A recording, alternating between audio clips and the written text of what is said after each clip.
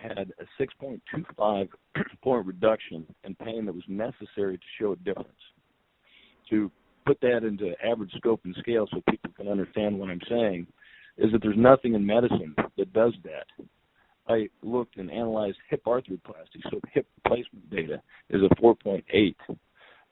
An anterior cervical discectomy and interbody fusion of the cervical spine is at most a 5.1 point difference. So my point is, by comparing the group mean differences and looking for a difference plus MCID, it creates an impossibly high bar. And there's no literature, none, that I looked through, with the exception of kyphoplasty, that beats that 6.25. And I'm referencing the EVOLVE trial of a 6.3 point reduction in pain.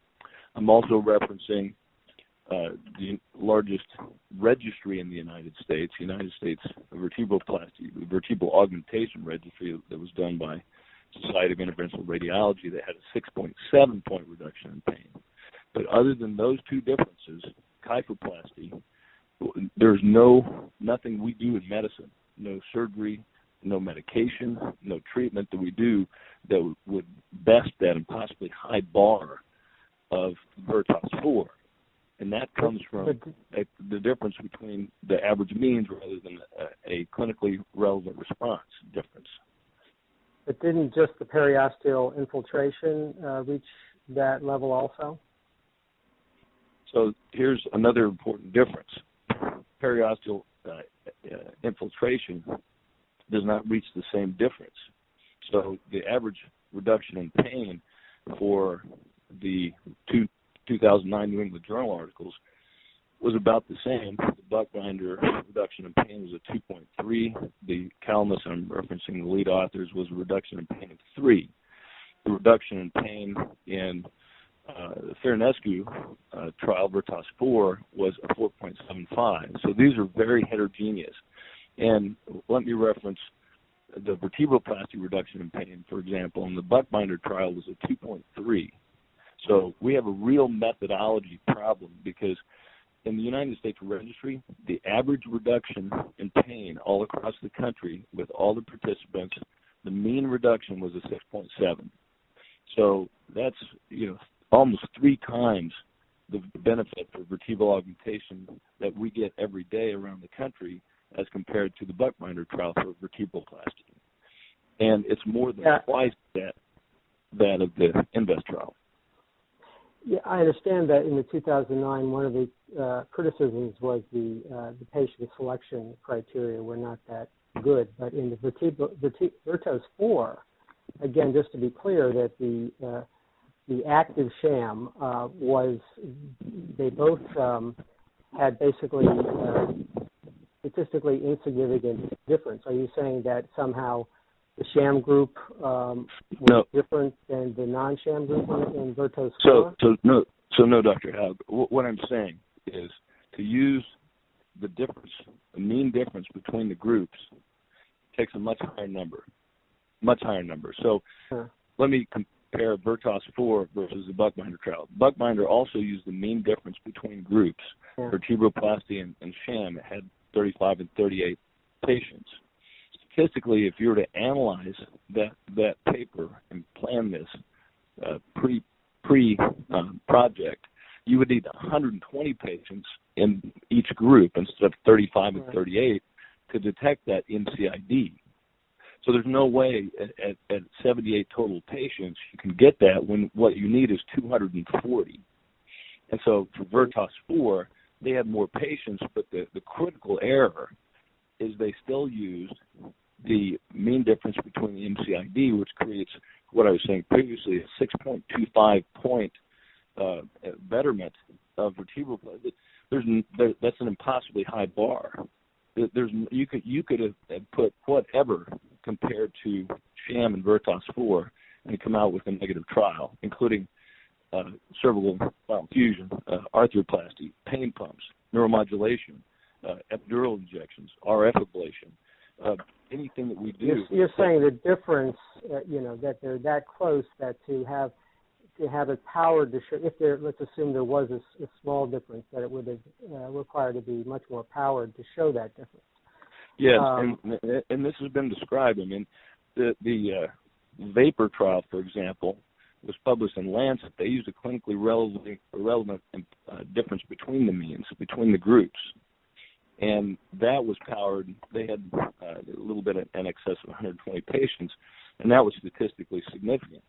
And they had a significant reduction in pain at a predefined time point, and that was statistically significant. They also used a different sham, but the point is the vapor trial compared the mean difference, the clinically relevant response between the groups, and was able to determine a clear statistically significant benefits of vertebroplasty over sham. In the Buckbinder trial, for example, it would have needed 3 to 4 times as many patients for each group to determine that. And for the vapor trial, it's the same thing. It's an impossibly high bar. Having said that, the Cochrane analysis included these two heterogeneous groups in one meta-analysis, even though they were very different. They used a different technique, different patient population, different statistical significance calculation. And last time reading through the Cochrane analysis, this is a breach of their own protocol. And this, again, was published very recently. I mean, the Cochrane analysis was published to try to correct the previous error, again in November as compared with April. And there's a Cochrane vertebroplasty misrepresentation article published as an evidence-based medicine analysis very recently. And this was a British Medical Journal, evidence-based medicine. All right. Thank you. It discusses that, yeah. Yeah. I'm sure we'll be coming back to you. So, operator, if we could get to the next question, I think we have a CMD. Your next question line, Robert Keller. Hi, this is Dr. Kettler with WPS, and we're having trouble hearing the speakers. I wonder if everybody could speak up a little more, please.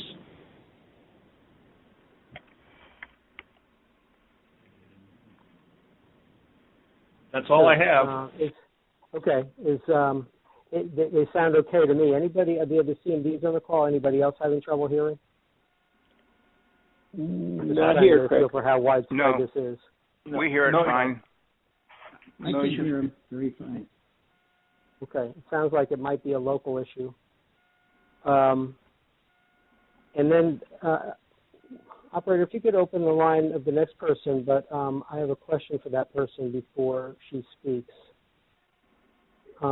Is this Dr. Paulop? Yes, it is. Okay. We don't have a disclosure form on file for you. Did you fill out one? Just what I have with my normal JCAC 5, not through this particular meeting. You're a CAC member? Yes. Okay. If you could send us in one of those, but in the meantime, if you could just give us the information and any conflict of interest that you have on the topic. Yeah, no conflicts of interest whatsoever. I'm a neurologist in Michigan, with Michigan Institute for Neurologic Disorders. The only question I had, I know we've been talking about pain management and pain control with the kyphoplasty versus vertebroplasty. Can anyone answer for me two things? One, what is the difference in motor activity, like the modified Rankin scores with these individuals? Is there a difference? And then the second is, what is the difference in dollars that we're talking between these two procedures? Dr. Hirsch, do you have an answer? So I'll answer how I would from just my own thoughts. This is not things I've validated. First of all, thank you for asking the question. I don't think that a modified Rankin score would typically be applied in this population unless we were looking at stroke rehab patients, which would be a fairly uncommon group to consider for augmentation. So I don't know of any literature that specifically is using that, but that could be my own ignorance of such a paper, and I would invite other subject matter experts. With respect to vertebroplasty and kyphoplasty, the question is probably somewhat nuanced. There are